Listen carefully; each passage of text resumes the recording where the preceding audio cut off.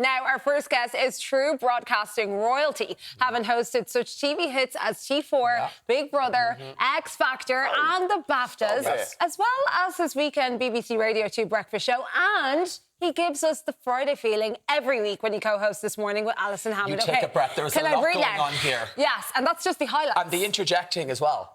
That's right. And when he's now presenting or dancing on the gram, which we love, he's only off writing children's books. His latest instalment sees Toto the Ninja Cat take on a treasure hunt right here in his beloved Ireland. So please welcome Dermot O'Leary to the 6 o'clock show. That was literally my life just flashed before me. I know, right? In 15 seconds. I was like, when Cathy was reading all of that out, and you witnessed it. Thank you. It's quite an ordeal. Thank you. I'll take a bet. I'm about to live through it. what goes through your mind? You've done. There's so much. Yeah, I know. Too much. Really good stuff. Do you know what? It's. I've got a lot of my old friends I started out with in telly, and my friends now, largely on Light Lunch, where I was with Mel and Sue, where I was a researcher, and then on T4. And those are sort of like, we've been best men at each other's weddings and we're godparents for each other's kids and those.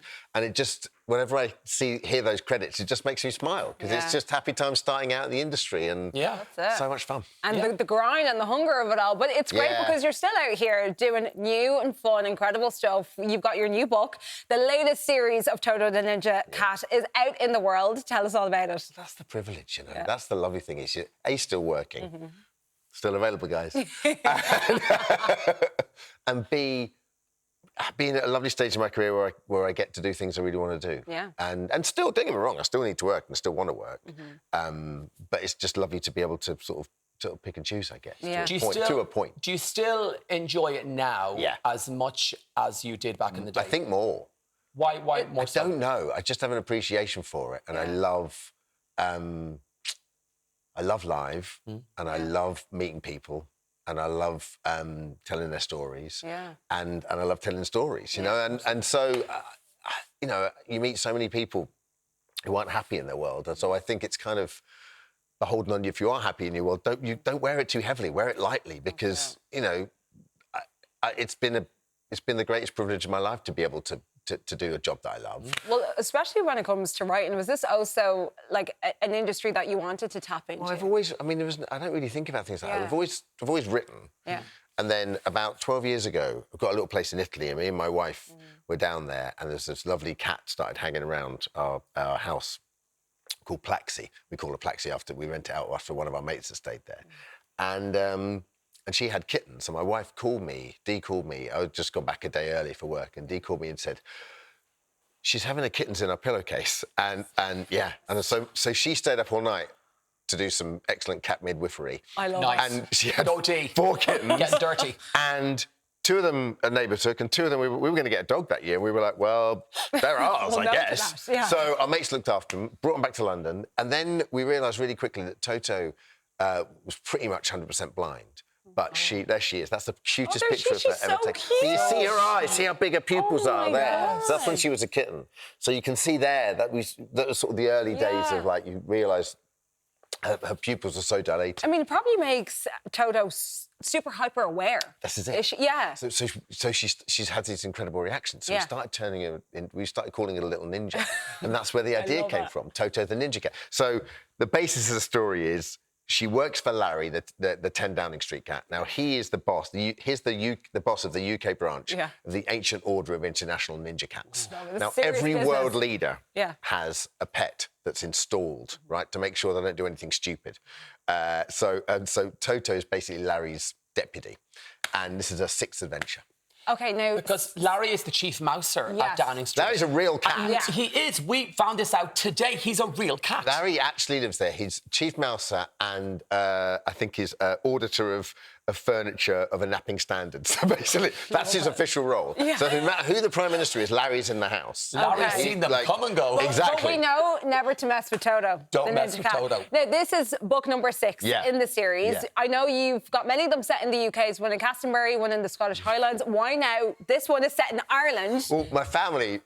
I can't keep skirting it. I can't keep dodging it. My family when are you going to do one in Ireland? Include us. When are you going to do one in Ireland? When are you going to do one in Ireland? So I've been meaning to do it for a while. And then, but the story's got to be right. I can't just go, I'm going to set one in Ireland. So I took my father-in-law, who's Norwegian, for a tour around Ireland about 10 years ago. And we stopped in the Skelligs, and I was like, okay, when I stopped in Kerry, and I thought, when I write a Toto book, this is where I want to set it. Now, Toto's got an arch enemy who's sort of become a frenemy. Okay. There's a guy called Archduke We all have Freddy. them. Yeah. And I'm picking it up here. And Archduke Freddy Cat is kind of, like, he wants to take over the world, and everyone kind of agrees with him because all he wants to do is make sure that animals run the world. And everyone thinks, OK, they'll probably do a better job. But Toto, the way he goes about it is a bit naughty. So Toto, they're sort of like, you know, frenemies, enemies. Yeah. But now he's retired, and he's retired to the west of Ireland to open an ice cream parlour for cats. Oh my God, I love that retirement be a plan. cat. Honestly, it sounds perfect. But he's got a treasure map with him that he's won in a card game. Yeah. And but he can't find the treasure because it's too hard. So he's given up on it, right? He's given up on this treasure map. But his old gang track him down, and they run him out of town. So he turns to Toto for help. I'm just thinking, this must be so fun for you to imagine best and idea. come up with, like, How do you you're come up probably with having this? the time of your life. People often say, what exactly are you drinking / eating while you're doing this? I was asking, can I drink what you're drinking? But I tell you, I'm planning the next book at the moment, and it was something sort of both equally wonderful and liberating and terrifying about staring at a blank page going, What next? "What?" Yeah. And then you sort of write stuff down for a morning and then go, is that rubbish or not? You're explaining it really well, but how important are the illustrations then in a book Nick. like this? If the words are so strong, the story's fabulous, Yeah. the illustrations have to match. Well, here's the problem. If I was to draw you a picture of a cat now, it would look exactly the same as the cat that I drew when I was 5 years old. So that part of my brain just has not evolved in the slightest. So when I started doing them, which was probably about 10 or so years ago now, they hooked me up with a few illustrators, and I met this lovely guy called Nick East. And Nick is this really gentle, lovely, quiet, gorgeous Yorkshireman. And he came down and met Toto, did some lovely sketches, and he's been my illustrator ever since, and he's so good. I mean, especially the eyes. It's got the eyes down to a T. Yeah, she's very fond of him. Love it. Do you identify as Irish? Yeah, I always have done, really. It's really interesting, because it's more of a big deal when you say over here. Yeah. I don't know how you feel. Yeah. But it's more of a big deal when you say it here. When you're in the UK, people just go, yeah, it's Irish over there. Yeah. Whereas You might over get here, tested over here. a little bit. But I've had that all my life. Yeah. Because you've basically been around cousins who are in very good-naturedly beating me up for being English until someone else calls me English and then they beat them up. Okay. We're only allowed to beat them up. I'll be honest. I mean, I'm joking, but it's a little bit like that. But I think as you get older as well, you sort of like it's a version of. It's not the same as being born and brought up here, but it's a version of it, right? Yeah. And so where I grew up in England, there's a small Irish community, and we were very involved with them in the little town called Colchester, and it involved mass and then the hotel bar, where we'd go for lunch, and then back to ours and listen to songs, and then I'd go back to being a normal kid going to a normal Church of England school, and then I'd come home and shut the door, and it would be a bit like Ireland. And then on the weekends, or we'd go up and see my auntie in London, and that would involve watching my dad play hurling and mass and watching, VHS musicals, and my auntie Angela cooking me a roast dinner, and then we go back, and it would be a sort of normal lot of English, like Monday to Friday. So, Best of both worlds. Child of two fathers, really. But my parents always was just very. It was just always around, and they never forced me to feel Irish. It was just I had an Irish passport since dot, and it's like I said, it's sort of I always consider myself Irish, but probably not from Ireland. If that makes sense. Yeah. So you identify as Irish? Absolutely. That's the short answer. Yeah. Dermot's Taste of Ireland. You shot that here last year. What was it like working on that? The easiest yes of my life. Are they paying me for Would you this? like to travel around Ireland and eat food? No, don't hang up. Yes, it was lovely. Well, I feel like the food here doesn't get much hype. The hype that it deserves. The interesting catch is the history of the food here. So actually, because in your head, you don't think it's as complex as somewhere like Italy or Spain. Yeah. But actually, there's some pictures of food there, just in case you've forgotten your What food looks like. Exactly. I wish I knew what they were talking Dan, our about. director, Oh, she's reminding amazing. So, honestly, this is basically just pictures of me eating. Which all he does for which the even whole puts show. me off. So we had this lovely trip around Leinster and Munster for the first, and in fact, but I definitely still want to go back to do a bit more of the Western Clare. And then this series we're filming at the moment, we started just north of Belfast, and then we're doing the Causeway Coastal Route.